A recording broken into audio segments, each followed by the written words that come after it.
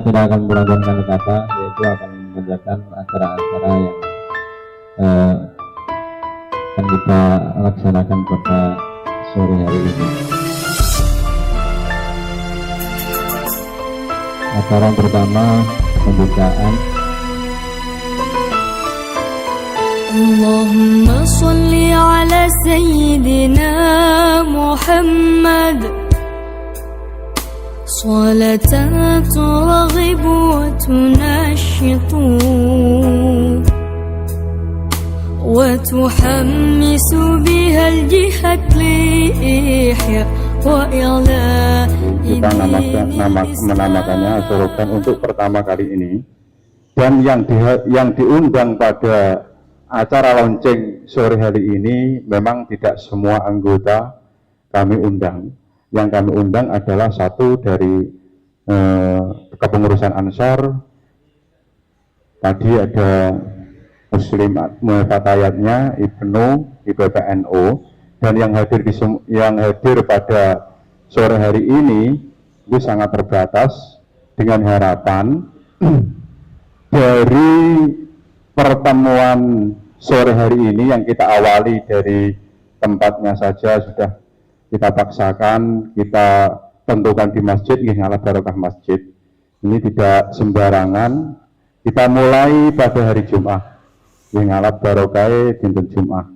Meskipun undangan kami terbatas, kita terus doyo dari Senake Mawon terbatas, semua terbatas, tapi dari yang hadir sahabat-sahabat semua pada sore hari ini mencerminkan bahwa sahabat-sahabat semua yang hadir pada saat inilah yang akan mengawal ngaji khususnya di Ansor Mlagen. Nanti ngaji ini bisa kita masukkan di program-program Ansor yang lain seperti Lailatul Ijtima, tiap bulannya kita masuki bisa. Terus ada program-program yang sifatnya bulanan, mingguan, dengan gudangnya kitab, niku teng napa Kediri teng pundi-pundi niku kari kabeh lho, wis kekari kabeh. Akhire niki kitab niku silian saking santrine sahabat Nur Najib. Ya boten beto kitab karena wis alamah niku mbon tugas ngreki. Sampai piyambak hanya menyediakan kitab untuk kalau lihat gak goyah Mas Haji, Mas aku wis niku kelasé sak dhuwure ngoten pun. Monggo kita witisah dengan ngaji kitab, kula tak masih gede monggo disampaikan monggo nang ingkang badhe nanti ada yang sesi lain membaca, dan khusus pada beliau Ustadz Kiai Fahruri nanti ada sesi khusus yang kami minta untuk menyampaikan, untuk mendalamkan dalil-dalil atau mungkin pengalaman-pengalaman yang sangat dibutuhkan kita sahabat-sahabat di RA Mlagen yang berkaitan dengan dinamika yang terjadi khususnya kekinian tentang isu-isu apa nanti bisa dimantapkan. Harapannya sama, ketika kita keluar dari majelis bisa menyampaikan kepada sahabat-sahabat kita yang mungkin baru anggota dan lain sebagainya. Kita awali kitab yang mau kita baca adalah Fathul Qorib, kita membaca syarahnya Bang Ubung nek diwaca matane ya keterangane ora iso ngarang dhewe, Bang Ubung niki napa syarahe. Bismillah, kita hadiah Fatihah dumateng sedaya yang saleh. Sipun muslimatul kitab. Bismillahirrahmanirrahim. La hadrati habibina syafi'ina wa qurra'ina sayyidina maulana Muhammadin sallallahu alaihi wasallam wa ala alihi wa dzurriyyati wa ikhwani minal anbiya wal mursalin wa awliya sahabat wa tabi'in wa sallallahu alaihi malaikatil muqarrabin fadil ajal wa syirah thumma ila jami'il qubur minal muslimin wal muslimat wa sallallahu alaihi wa sallam wa masyayikhuna alaina wa sallallahu hadrati ruhi mu'allifat kitab. Allahumma ya Allah bijahihim wa bihaqqihim wa bi asrarihim wa bi ulumihim wa bi karamatihim alhaqna wa ahlaha wa man hadara fi majlisina hada. Lahumul Fatihah. A'udzubillahi minasyaitonir rajim. Bismillahirrahmanirrahim. Alhamdulillahirabbil alamin. Ar-Rahmanir Rahim. Maliki yaumiddin. Iyyaka na'budu wa iyyaka nasta'in. Ihdinas siratal mustaqim. Shiratal ladzina an'amta 'alaihim ghairil maghdubi 'alaihim waladdallin. Rabbi firli wa li walidayya wa lil mu'minina amin. Bismillahirrahmanirrahim. Dibuka halaman 2 nggih. Nggo purun halaman 1. Halaman 2 ya, halaman 2. Kula kuwatir kelas sekolah niku ndang banggan. Iku tak delok ora urut kok. Ngaten iki, ora urut. Cetakan urut. Bismillahirrahmanirrahim. Qala Syekhul Imam Al-Alimu Al-Allamatu. Qala usindika. Asy-Syaikhu sapa Syekh niku guru. Niku adalah napa?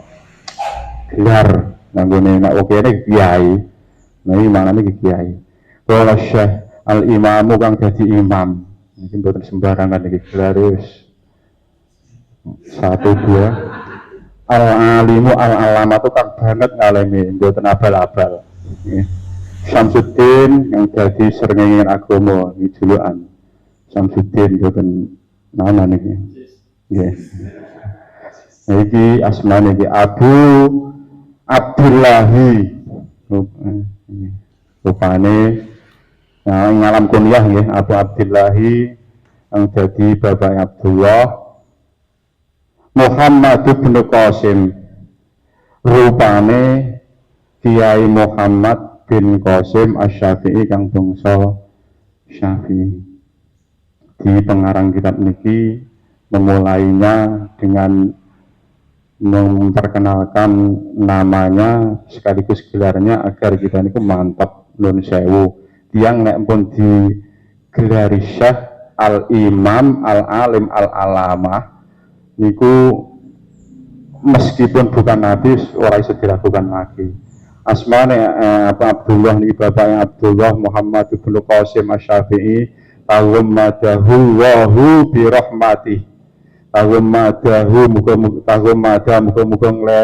ngloberake hu ing Kiai Muhammad bin Qasim kala wau bi rahmatihi kelawan insyaallah sapa Gusti Allah bi rahmatihi kelawan rahmati Gusti Allah waridwanihi lan keridanane Gusti Allah niki didongake kita Bismillahirrahmanirrahim. Sebelum saya lanjutkan mungkin ada sedikit yang perlu saya sampaikan. Kenapa kok di awal biasanya pakai kola Asy-Syekhul Imam, sedangkan di situ kan belum terjadi ucapan tapi pakai kola. Jadi kola niku faedahe litahaqquqil wuqu, untuk memastikan terjadinya ucapan yang akan disampaikan. Sebenarnya kalau kita belum menyampaikan kan biasanya pakai fi'il mudhari'. Tapi di sini pakai kola niku litahaqquqil wuqu, untuk memastikan terjadinya sesuatu yang akan diucapkan. Terus tadi sama sahabat Faizin di situ Ahmadu an waffaqaman arada min ibadihi litaqattu biddin ala wafqi wifqi sami muradihi. Wafqi wifqi sami itu sebenarnya nasil khafid, jadi membuang huruf jar lita'lil. Jadi kenapa kok saya memuji kepada Allah? Karena Allah memberi taufik ya, biasanya gitu ya. Jadi li'an waffaqo itu bukan du'a'iyah tapi lit-ta'lil. Jadi nasil khafid, kalau huruf yang mengajarkan dibuang maka di situ biasanya maksud.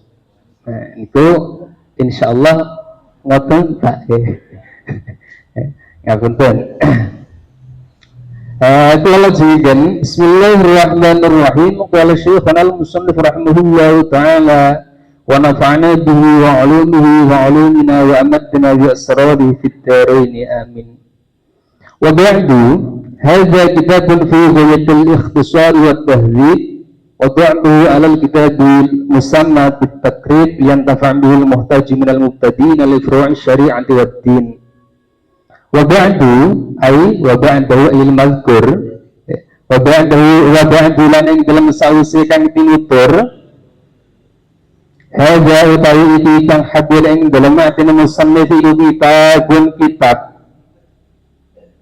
fi ghayatil ikhtisari kang tetep ing dalem katoke ringkes wa tahdhibi tegese bersih ringkes sami maknane wa ba'duhu kang nyelehake ingsun utawi nganggut ingsun ngarang ingsun ing hadzal kitab alal kitab nyarai ing atase kitab al musamma kang den arani apa al bitagribi kelawan aran kitab takrib.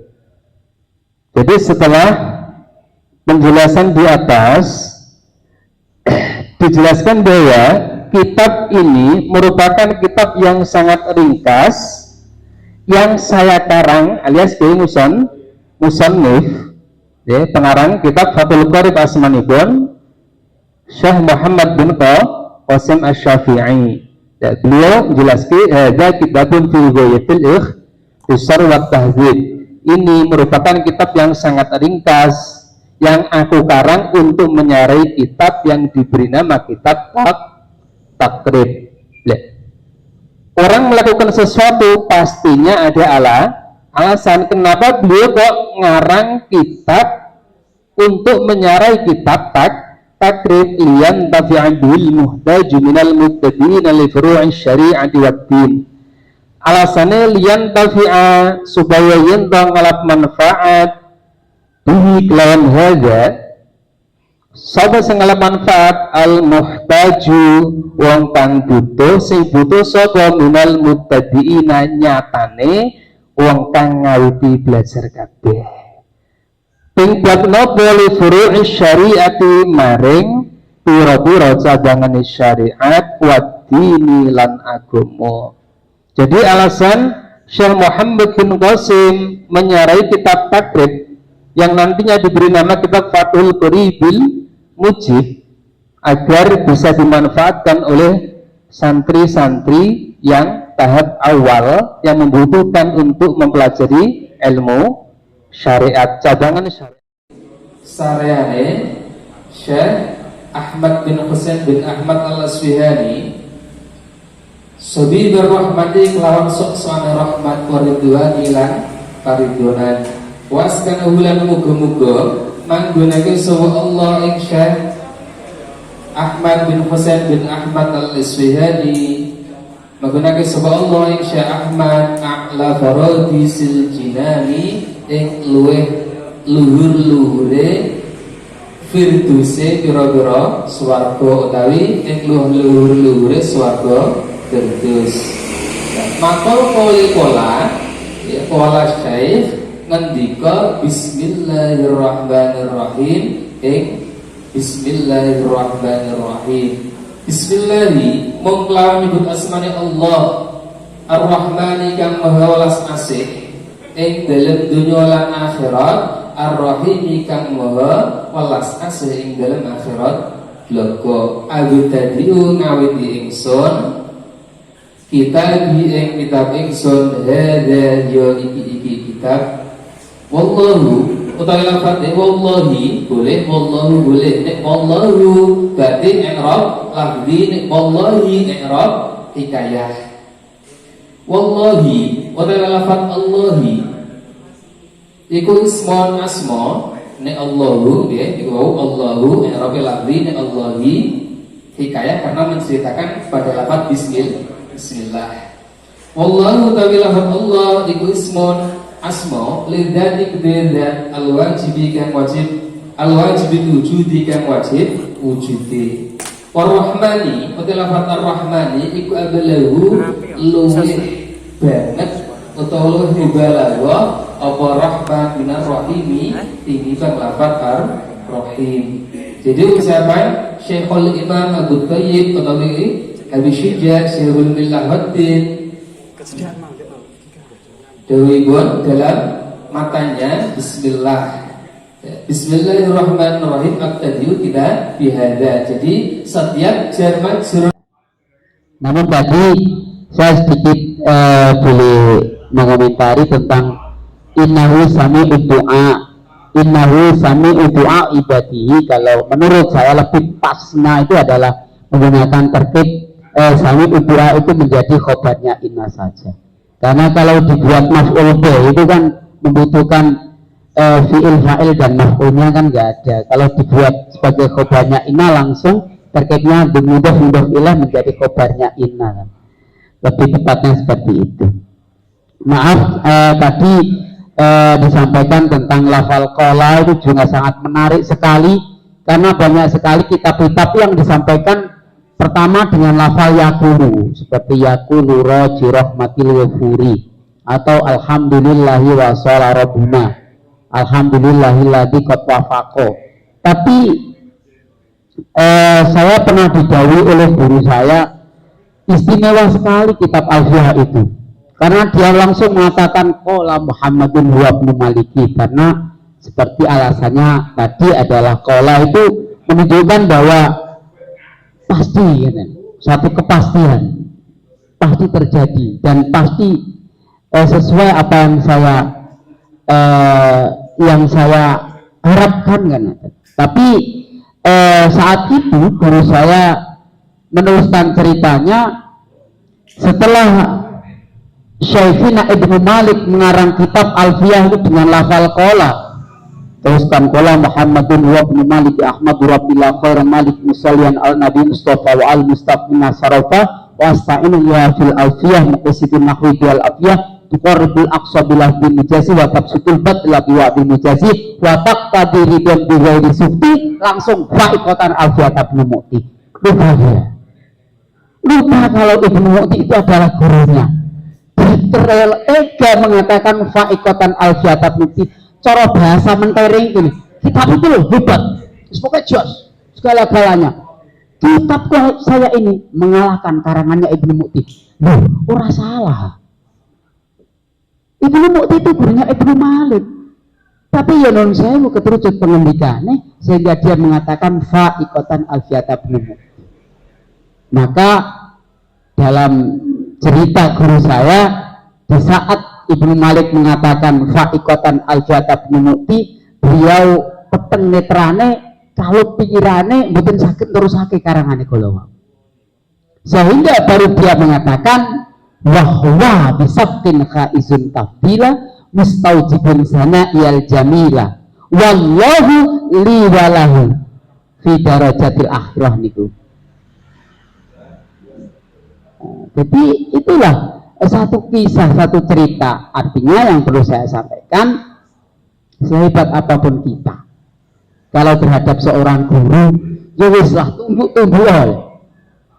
sampai ngendikane Ali bin Abi Thalib, ana allamani harfan wahidan insa'a ba'a insa'a aqaqa wa insa'a istarqa. Aku ini kawulane, aku ini budake wong sing mulang aku satu huruf, terserah aku mesti kapakno. Meneh bahasane sahabat Faizin nerima dicambuki, halah dirasakno nyantai propo. Wong didol silahkan kok, didol silahkan. Nah, sekedar istaraka, indah, monggo istaraka monggo. Ini apa kok? Ya malah emang maunya kan. Jadi itulah sedikit tentang lafal qala, karena banyak sekali tentang kisah-kisah kitab pengarang-pengarang kitab itu luar biasa. Ya nih, sering saya sampaikan manfaat daripada ngaji seperti ini itu berbeda jauh dengan manfaatnya ketika kita sekolah di sekolahan umum. Karena apa? Karena di samping kita itu taklim juga ada tarbiyah. Kalau ngaji seperti ini, tarbiyah itu kita dapat dari mana?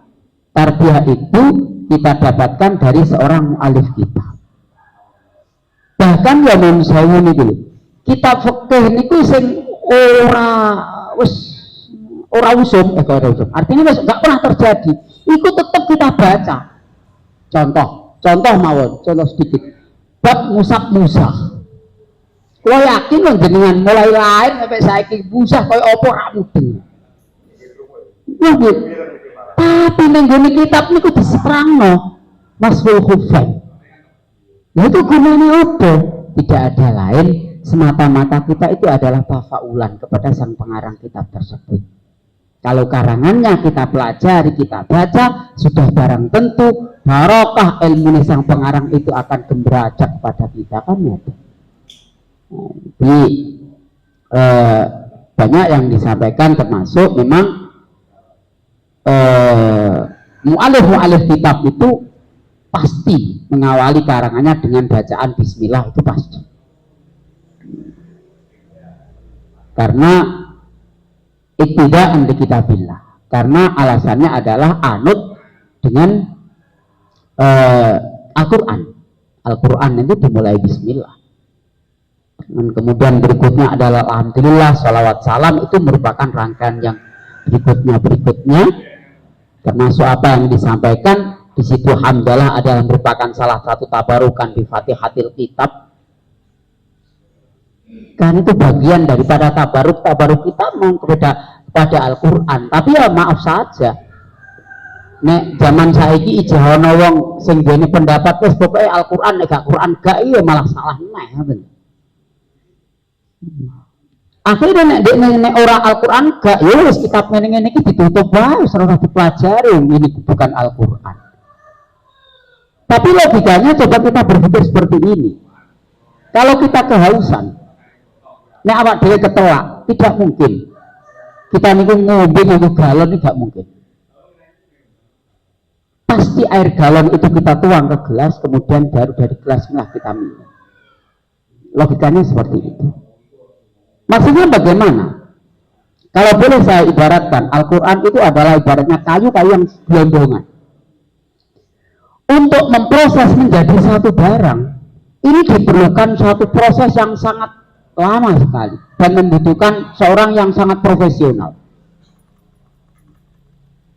Nek apa nggawe kursi, kudune wong iso nggawe kursi, lemari iso nggawe lemari. Beda cerita ketika jenengan punya kayu jati gelondongan, terus dikon gawe wong, Kang aku gawe no kursi iki kayune iki. Wong gak pengalaman dalam bidang mobiler. Saya yakin itu jadi kok, tapi jadi kayu bakar. Benar jadi kursi, jadi kayu bakar, iya. Karena apa? Dia bukan ahlinya. Nek kita jangan mudah terpengaruh. Wes pokoknya nek Al-Quran gak. Kitab kuning, kitab opo, kitab salam itu kitab opo, kitab terus kitab opo. Nah, ono yang punya pendapat seperti itu, ya maaf saja. Kok ngasih nek gak Quran iku gak? Apakah dia mampu kira-kira terusan wong sing ora iso gawe mebeler terusan diserai kayu glondongan dadi mebeler? Gak bakal jadi. Mulanya dia mengatakan kalau enggak Al-Quran tidak. Kalau enggak ada Al-Quran, kalau tidak ada di Al-Quran maka hukumnya bid'ah. Dan ini tujuannya mau ngelis tok, hukum itu tulis. Ketika enggak ada dalam lis-lisannya maka dia mengatakan tidak, ini yang bahaya. Gue nek timbul pertanyaan, hukumnya jaga si wong tua. Hukumnya jaga si wong tua. Golek ini gue nek Al-Quran gak ono. Nek ngono ya kena kan. Ini ya salah besar loh. Karena ketika temukan ayat Al-Quran itu hanya wala taqullahumma uffin wala tanharhuma wa qullahumma qaulan karima kan. Aja ngomong elek, aja nyentak. Gak ono terus wala jadihuma ya ora ono kan. Wala jadihuma ya ora ono. Nah ini bahayanya ketika dia mengatakan wis nek Al-Quran gak. Bahayanya meneh, ayo kita kembali kepada Al-Quran. Ya tok lunga pun gak apa, nama daerah tau lunga nang ndi dijak balik. Soalnya lha dene sing lunga dhewe kok balik ngajak wong. Rumah sana piye? Lunga dhewe kok mulai njuk marani, maksudnya piye? Mulai njuk baturi karepe dhewe. Jadi itulah dan benar apa yang disampaikan oleh sahabat Pak Usin dan sahabat Sinan Galwa, Sinan Asmani, Ahmad Zain. Al yang terpasang di dalam lafal alhamdulillah itu adalah faedahnya lil istiqraq, artinya semuanya terus kabeh iki Gusti Allah. Awak dhewe iki diopo kan. Jadi semua pujian-pujian, baik itu pujian yang disampaikan karo kancane jenengan, itu juga bagian daripada pujian Allah Ta'ala. Kita enggak punya pujian apa-apa. Dan tadi mengistilahkan kenapa ada istilah antara Ar-Rahman dan Ar-Rahim, itu memang benar. Kalau Ar-Rahman itu adalah welas asih Allah Ta'ala di dunia dan di akhirat. Kalau Ar-Rahim itu adalah welasannya Allah Ta'ala yang ada di akhirat. yang menyinggung istilah-istilah hasr, ya, hasr di nek ninggune balaghah itu ada dikatakan ikhtisos. Kalau maf'ul bih itu ada di depan, itu prabotnya adalah prabot prioritas atau mengkhususkan hanya. Kalau lafal iyyaka na'budu, iyyaka nasta'in, hanya padamu aku menyembah, hanya padamu aku mohon pertolongan. Bahkan nek ning ngene balaghah itu ada contoh iyyaka na'budu, hanya padamu aku berharap.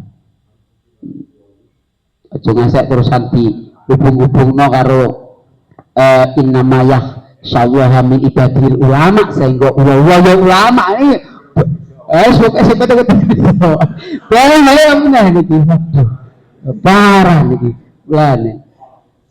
Jadi dia hanya mengenal non sewu. Memang musuh kita kali ini adalah orang yang memahami Islamnya itu secara tekstual dan secara kontekstual.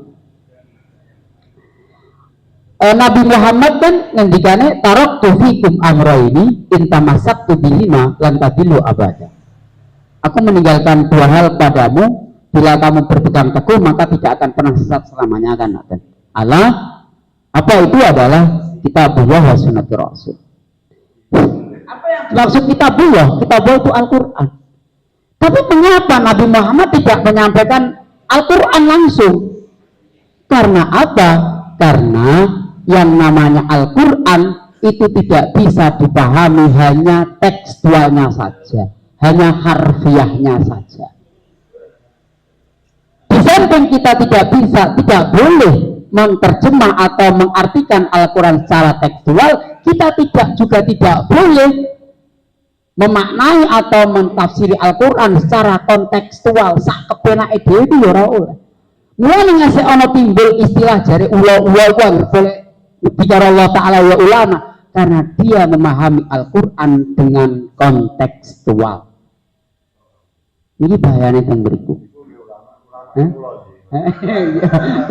Ulama, tapi mun sewu ulama itu bahasa Arab ya. Nek terus tiga bahasa sak kepenake terus piye jajalan? Bahasa itu ulama niku cara bahasa Jawane niku kiai. Kiai itu adalah sesuatu yang dikeramatkan ya. Kalau ono kiai brongot setan kober, iku tombak kan lho. Kiai Nogososro iku keris. Nek kiai Slamet kebon, kiai Kanjeng gamelan. Jadi ini yang perlu kita petik pada sore hari ini, dan alhamdulillah mudah-mudahan kegiatan seperti ini selalu terus berjalan dan menjadi